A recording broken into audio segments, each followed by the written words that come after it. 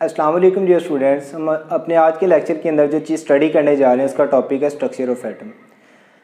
तो इससे पहले कि हम स्ट्रक्चर ऑफ एटम को स्टडी करें, सबसे पहले हमें ये पता होना चाहिए कि एटम क्या चीज़ है। तो जो ग्रीक साइंटिस्ट थे उन्होंने कहा, यूनानी साइंसदान जो थे उन्होंने कहा कि जो भी मैटर है छोटे छोटे पार्टिकल से मिलके बने। उसके बाद जो है एक लैटिन वर्ड एटोमॉस, लैटिन वर्ड एटोमॉस से एटम के वर्ड को डिराइव किया गया, जिसका मतलब था इनडिविजिबल, मतलब जिसको आप डिवाइड नहीं कर सकते। फिर 19th सेंचुरी का जो स्टार्ट था उसके अंदर जो इसकी बिगनिंग के अंदर जॉन डाल्टन ने कुछ एक्सपेरिमेंट्स किया, तो उसने कहा कि जो भी मैटर है हमारे पास स्मॉल इंडिविजिबल पार्टिकल से बना हुआ है जिसको हम डिवाइड नहीं कर सकते। 19th सेंचुरी के लास्ट तक जो है इसी चीज़ को फिर एटम का नाम दिया गया था। ठीक है, 19th सेंचुरी के लास्ट पे जो इसको एटम का नाम दिया गया और कहा गया कि एटम जो है वो इसको आप मज़ीद सिंप्लीफाई सब डिवाइड नहीं कर सकते, इट कैन नॉट बी सब डिवाइडेड। ठीक है, तो स्ट्रक्चर ऑफ एटम को हम बाकायदा डिटेल के अंदर पढ़ेंगे, लेकिन उससे पहले एक ब्रीफ सा इंट्रोडक्शन इसकी स्ट्रक्चर के लिए हम अगर देखते हैं तो हम आपने पढ़ा होगा कि कोई भी एक एटम है उसके सेंटर में एक न्यूक्लियस होता है। ठीक है, न्यूक्लियस के अंदर हमारे पास क्या चीज़ें हैं? न्यूक्लियस के अंदर हमारे पास प्रोटॉन्स हैं, ठीक है, और न्यूट्रॉन्स हैं। ठीक है, न्यूक्लियस के अंदर प्रोटॉन्स और न्यूट्रॉन्स हैं, और इस न्यूक्लियस के बाहर हमारे पास डिफरेंट रास्ते हैं जिन रास्तों को हम शेल्स कहते हैं। ठीक है, इन शेल्स के अंदर हमारे पास इलेक्ट्रॉन्स गर्दिश करते हैं। इन शेल्स के अंदर हमारे पास क्या करते हैं? इलेक्ट्रॉन्स गर्दिश करते हैं। सॉरी, इधर आना है।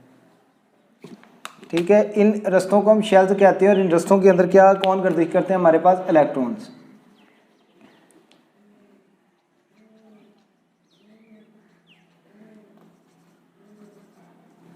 ठीक है, अब बात आती है कि प्रोटॉन, न्यूट्रॉन और इलेक्ट्रॉन का क्या काम है।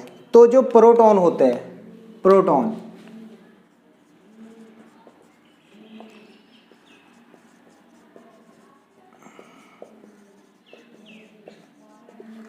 प्रोटॉन के ऊपर हमेशा पॉजिटिव चार्ज होगा। प्रोटॉन के ऊपर पॉजिटिव चार्ज है, इलेक्ट्रॉन के ऊपर नेगेटिव चार्ज है। ठीक है, न्यूट्रॉन के ऊपर कोई चार्ज नहीं होता, न्यूट्रॉन न्यूट्रल से निकला है। ठीक है, प्रोटॉन जो न्यूक्लियस के अंदर है, प्रोटॉन के ऊपर पॉजिटिव चार्ज है, तो उसका मतलब कह सकते हैं कि किसी भी एटम का जो न्यूक्लियस होता है, न्यूक्लियस पे पॉजिटिव चार्ज होता है। क्यों? क्योंकि न्यूक्लियस के अंदर प्रोटॉन है और प्रोटॉन पे पॉजिटिव चार्ज है। अब न्यूक्लियस के बाहर जो है वो इलेक्ट्रॉन गर्दिश कर रहे हैं। अब हमें पता है कि पॉजिटिव और नेगेटिव, जो पॉजिटिव चार्जेस हैं और नेगेटिव चार्जेस एक दूसरे को क्या करते हैं? अट्रैक्ट करते हैं। फोर्स ऑफ अट्रैक्शन पाई जाती है, ऑपोजिट चीज़ें एक दूसरे को अट्रैक्ट करती है, ऑपोजिट चार्जेस अट्रैक्ट करते हैं। तो इस वजह से हम कहते हैं कि न्यूक्लियस के में जितने भी प्रोटॉन हैं इनके ऊपर पॉजिटिव चार्ज है। पॉजिटिव चार्ज होने की वजह से ये जो न्यूक्लियस है बाहर गर्दिश करने वाले इलेक्ट्रॉन्स को अपनी तरफ अट्रैक्ट करते हैं। ठीक है, ये जो प्रोटॉन है ये बाहर गर्दिश करने वाले सारे के सारे इलेक्ट्रॉन्स को अपनी तरफ अट्रैक्ट करते हैं, और इस अट्रैक्शन की वजह से इलेक्ट्रॉन जो है वो रिवॉल्व कर रहे हैं, घूम रहे हैं, और एटम का स्ट्रक्चर जो है वो मेंटेन है। अब हम बात करते हैं, हमने एक न्यूट्रल एटम पढ़ा पिछले चैप्टर के अंदर, हमने आयन वाले टॉपिक के अंदर बात की थी कि एक न्यूट्रल एटम है, न्यूट्रल एटम में नंबर ऑफ प्रोटॉन और नंबर ऑफ इलेक्ट्रॉन इक्वल हैं। मतलब प्रोटॉन का मतलब पॉजिटिव चार्जेस और इलेक्ट्रॉन का मतलब नेगेटिव चार्जेस। पॉजिटिव चार्जेस और नेगेटिव चार्जेस अगर इक्वल है, उनकी तादाद इक्वल है, तो हम कहेंगे कि ये हमारे पास जो एटम है हमारे पास ये न्यूट्रल है। जैसे इस एटम के अंदर मैंने क्या बनाया? 8 इलेक्ट्रॉन बनाए, तो इसका मतलब है इसके अंदर नंबर ऑफ प्रोटॉन्स भी 8 होगा। ठीक है, 8 ही इसके अंदर प्रोटॉन होंगे। ठीक, अगर मैं क्या करता हूँ, 8 प्रोटॉन है और 8 ही इलेक्ट्रॉन है, अगर मैं एक इलेक्ट्रॉन इजाफी ऐड कर देता हूँ, इसके अंदर इलेक्ट्रॉन 9 हो जाते हैं, प्रोटॉन 8 रह जाते हैं, तो इसका मतलब नेगेटिव चार्ज ज़्यादा हो गया, ये नेगेटिव आयन बन जाएगा। क्या बन जाएगा? Negative ion. पिछले चैप्टर के अंदर हमने डिस्कस किया था।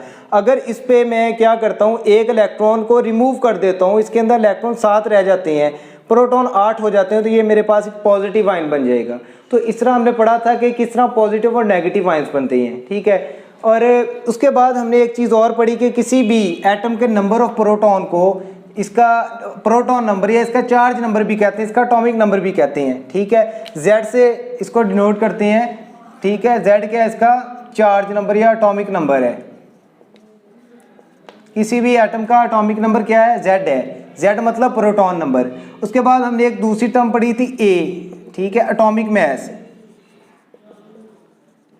एटॉमिक मास था प्रोटॉन प्लस न्यूट्रॉन, प्रोटॉन की तादाद प्लस न्यूट्रॉन की तादाद हमारे पास एटॉमिक मास बनती है कि न्यूक्लियस के अंदर जितने भी पार्टिकल्स हैं सबको मिलाते हैं तो हमारे पास जो है वो उसका एटॉमिक मास बन जाएगा। ठीक, इसकी मैंने प्रैक्टिस भी करवाई थी कि अगर आप क्या करते हैं प्रोटॉन की तादाद में से न्यूट्रॉन निकाल देते हैं, ठीक है, एटॉमिक मास में से न्यूट्रॉन को निकाल देते हैं, आपके पास प्रोटॉन बचते हैं। ठीक है, या आपको नंबर ऑफ प्रोटॉन दिए जाते हैं या नंबर ऑफ न्यूट्रॉन दिए जाते हैं तो आपको कहा जाता है जी इसका मास नंबर इतना, नंबर ऑफ न्यूट्रॉन इतने, इसका चार्ज नंबर फाइंड करें। तो इसी फार्मूला से सारी की सारी चीज़ें फाइंड की जाती हैं। तो इस ब्रीफ से इंट्रोडक्शन के अंदर हमने क्या पढ़ा कि एटम जो है इसको आप मज़ीद सब डिवाइड नहीं कर सकते। किसी भी एटम के स्ट्रक्चर में न्यूक्लियस के अंदर हमारे पास प्रोटॉन और न्यूट्रॉन होंगे, जबकि साइडों पे इन शेल्स के अंदर हमारे पास इलेक्ट्रॉन गर्दिश कर रहे हैं। प्रोटॉन के ऊपर हमारे पास पॉजिटिव चार्ज है, जबकि इलेक्ट्रॉन्स के ऊपर हमारे पास नेगेटिव चार्ज है। न्यूट्रॉन्स के ऊपर कोई भी चार्ज नहीं होता। किसी भी एटम के न्यूक्लियस के अंदर पाए जाने वाले नंबर ऑफ प्रोटॉन्स को उसका चार्ज नंबर या एटॉमिक नंबर कहते हैं। जितने प्रोटॉन की तादाद होगी उतना ही उसका चार्ज नंबर होगा। और एटॉमिक मास हमारे पास प्रोटॉन प्लस न्यूट्रॉन के नंबर के इक्वल है। उसके बाद अगली बात है, एक न्यूट्रल एटम के अंदर जितने नंबर ऑफ प्रोटॉन्स होंगे उतने ही उसके अंदर नंबर ऑफ इलेक्ट्रॉन्स भी होंगे कि प्रोटॉन और इलेक्ट्रॉन की तादाद हमारे पास इक्वल है पॉजिटिव और नेगेटिव चार्जेस की। ठीक है, अगर तुम क्या करते हैं इलेक्ट्रॉन्स की तादाद ज़्यादा हो जाती है, प्रोटॉन की तादाद कम हो जाती है, तो इसके ऊपर नेट चार्ज नेगेटिव आ जाएगा। क्योंकि नेगेटिव चार्ज वाले ज़्यादा हो गए हैं तो ये नेगेटिव आयन बन जाएगा। अगर हम क्या करते हैं कि आयन बनाने के लिए हम एक इलेक्ट्रॉन को रिमूव कर देते हैं, एक इलेक्ट्रॉन रिमूव करने से इलेक्ट्रॉन की तादाद कम रह जाएगी, प्रोटॉन की तादाद ज़्यादा हो जाएगी। प्रोटॉन की तादाद ज़्यादा होने की वजह से हम कहेंगे कि इसके ऊपर पॉजिटिव चार्जेस की तादाद ज़्यादा हो गई। पॉजिटिव चार्जेस की तादाद ज़्यादा होने की वजह से इस पर नेट चार्ज पॉजिटिव आ जाएगा, तो ये हमारे पास एक पॉजिटिव आयन बन जाएगा। तो आज के लेक्चर के अंदर हमने बेसिक स्ट्रक्चर एटम का पढ़ा, एटम क्या होता है ये पढ़ा, इसके एटॉमिक नंबर एटॉमिक मास को डिस्कस किया। उसके बाद जो है हमने पढ़ा कि एक न्यूट्रल एटम क्या है, पॉजिटिव आयन क्या है और नेगेटिव आयन क्या है। इसके बाद मैं पहले भी आपको एक असाइनमेंट दे चुका हूँ कि आपने पहले 20 एटम्स जो हैं पहले 20 एलिमेंट्स पीरियोडिक टेबल के उनके एटॉमिक नंबर एटॉमिक मैसेज याद करने और उसके नेम्स और सिंबल्स याद करने, ये चीज़ लाजमी आप याद करेंगे। तो फर्दर इस चैप्टर के अंदर कल को हम मूव करेंगे और कल का जो हमारा टॉपिक होगा इसके अंदर हम देखेंगे कि इलेक्ट्रॉन्स किस तरह जो है वो उनकी डिस्कवरी हुई है, कि थॉर्डेज किस तरह बनी थी।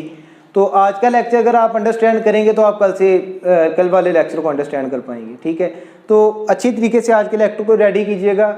अपना ख्याल रखिएगा। अल्लाह हाफिज़।